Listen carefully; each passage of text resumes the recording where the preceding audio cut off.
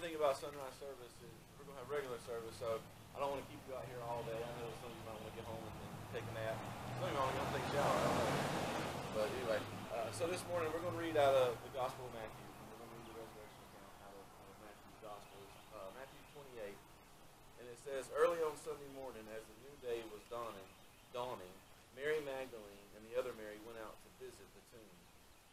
Suddenly there was a great earthquake, for an angel of the Lord came down from heaven, rolled aside the stone, and sat on it. His face shone like lightning, and his clothing was as white as snow. The guards shook with fear when they saw him, and they fell into a dead faint. When the angel spoke to the women, "Don't be afraid," he said. "I know you are looking for Jesus, who was crucified. He isn't here. He is risen from the dead, just as he said would happen. Come, see where his body was lying. And now go quickly and tell his disciples that he has risen from the dead, and he is going ahead of you to Galilee. You will see him there. Remember what I have told you." The women ran quickly from the tomb, and they were very frightened, but also filled with great joy. And they rushed to give the disciples the angel's message. And as they went, Jesus met them and greeted them. And they ran to him, grasped his feet, and worshipped him. Then Jesus said to them, "Don't be afraid. Go tell my brothers to leave for Galilee, and they will see me there." I want to focus just for a second on a few verses right here when the women had just encountered the angel. Verse 8 says, "The women ran quickly from the tomb. They were very frightened. They were also filled with great joy, and they rushed to give the disciples the angel's message." You have to stop and think for just 1 second what these women were feeling the day before. Their teacher, their master, their Messiah was just slain on the cross. They weren't going there, unfortunately, expecting not to find him. Because if you read over in the Gospel of Luke, it talks about how they were bringing spices. And they were ready to go do some work there at the tomb. So when they went there, they were, for lack of better words, destroyed. They were crushed. Their spirit was defeated.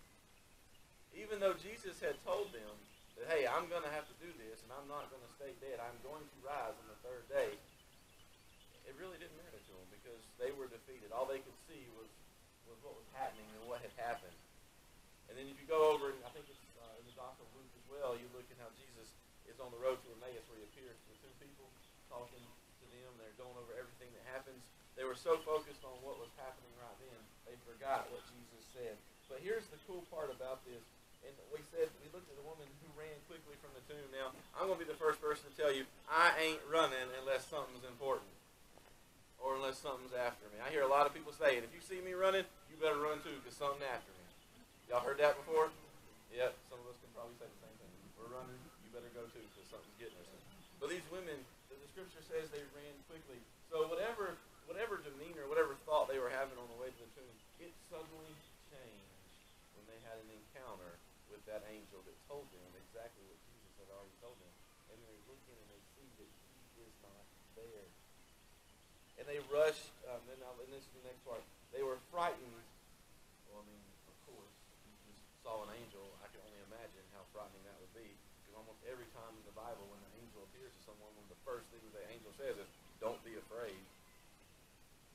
But here's the cool part. They were also filled with great joy. That's the first joy they have felt since probably that Thursday evening before.